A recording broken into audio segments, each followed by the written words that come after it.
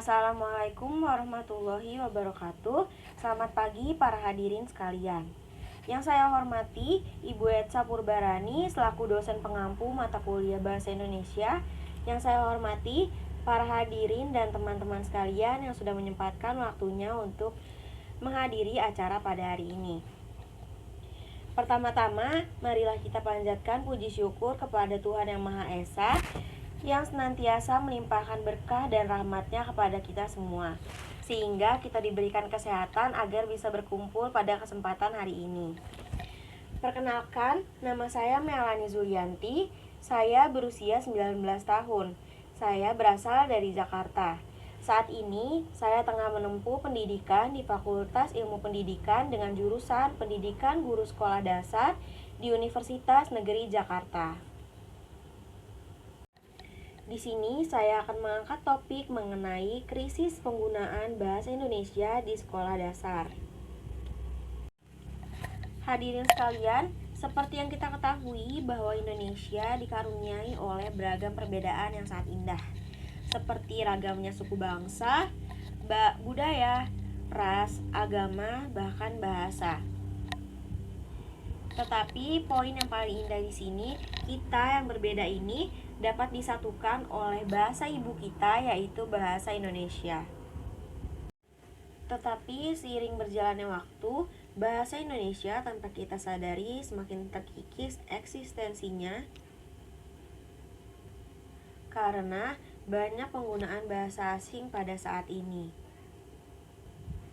Penggunaan bahasa asing tentu saja bukan perbuatan yang salah.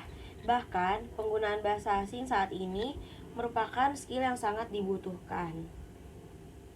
Tetapi, penggunaan yang berlebihan maka perlahan akan membuat bahasa ibu bangsa Indonesia semakin minim digunakan oleh anak-anak.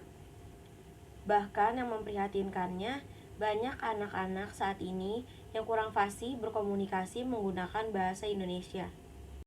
Sekolah sebagai sarana pembelajaran utama berperan penting dalam membentuk calon generasi bangsa masa depan yang fasih dan bisa menggunakan bahasa Indonesia dengan baik dan benar. Tetapi nyatanya pada saat ini banyak sekolah di Indonesia yang menggunakan bahasa Inggris sebagai bahasa pokok yang digunakan untuk berkomunikasi sehari-hari. Padahal seharusnya sekolah menetapkan bahasa Indonesia sebagai bahasa utama yang harus digunakan oleh anak-anak dan guru untuk berkomunikasi di sekolah.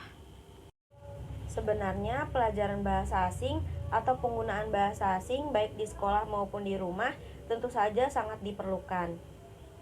Terutama bahasa Inggris, seperti yang kita ketahui bahwa bahasa Inggris saat ini sudah dijadikan sebagai bahasa internasional.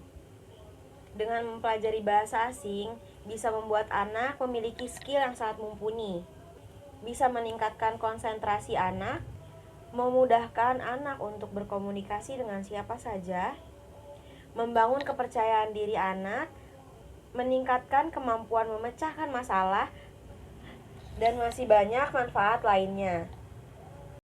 Tetapi, jika digunakan sebagai bahasa pokok di sekolah maupun di rumah, maka akan membuat anak kurang paham bahkan tidak paham mengenai bahasa Indonesia dan akan membuat bahasa Indonesia semakin minim penggunaannya karena tergerus oleh bahasa asing. Pada kenyataannya, tidak sedikit anak berusia di bawah 10 tahun pada saat ini jauh lebih fasih untuk berkomunikasi menggunakan bahasa asing, terutama bahasa Inggris, dibandingkan berkomunikasi menggunakan bahasa Indonesia. Padahal kenyataannya mereka adalah warga negara asli Indonesia yang memiliki ibu dan ayah warga negara asli Indonesia juga. Bagaimana Bapak Ibu mendengarnya? Sungguh memprihatinkan bukan kondisi saat ini? Pelajaran bahasa asing bukan hanya kita dapat dari sekolah semata. Bahkan di rumah pun orang tua saat ini sudah banyak menggunakan bahasa asing, terutama Inggris untuk berkomunikasi dengan anaknya dimulai dari usia yang sangat dini. Selain itu, bimbingan belajar khusus bahasa Inggris juga sudah banyak berkembang di Indonesia. Bahkan belajar bahasa Inggris dan bahasa asing saat ini sudah sangat mudah kita akses melalui gawai kita sendiri. Oleh karena itu, sebaiknya pemerintah dan sekolah sudah seharusnya mengambil langkah tegas mengenai permasalahan penggunaan bahasa ini. Bisa dengan mengatur penggunaan bahasa Indonesia sebagai bahasa yang wajib digunakan di sekolah, dan tentu saja tanpa menghilangkan pelajaran bahasa asing yang memang sudah ada. Sekalipun pada sekolah internasional yang menggunakan kurikulum luar negeri, menurut saya peraturan penggunaan bahasa Indonesia sebagai bahasa pokok sudah seharusnya ditetapkan. Sekali lagi, harus diingat bahwa bahasa Indonesia merupakan bahasa ibu yang sudah menyatukan banyak perbedaan di negara tercinta kita ini. Jangan biarkan bahasa Indonesia kehilangan jati dirinya dan tergantikan oleh bahasa lain. Maka dari itu perlu ditekankan untuk mengutamakan penggunaan bahasa Indonesia, lestarikanlah bahasa daerah, dan kuasailah bahasa asing. Demikianlah pidato saya pada hari ini. Semoga apa yang saya sampaikan bisa memberikan manfaat baik bagi kita semua maupun bagi sistem pendidikan di Indonesia. Terima kasih atas waktu dan kesempatannya serta perhatiannya. Mohon maaf jika banyak kesalahan yang terdapat pada pidato saya pada hari ini. Wabillahi taufik wal hidayah. Wassalamualaikum warahmatullahi wabarakatuh.